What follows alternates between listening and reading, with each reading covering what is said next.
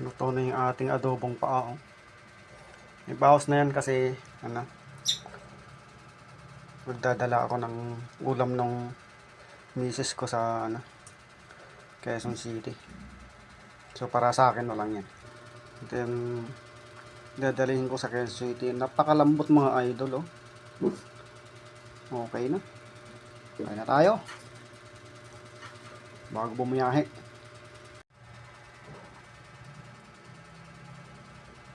Luto na yung ating adobong paa. Ibawas na yan kasi magdadala ako ng ulam ng misis ko sa Quezon City.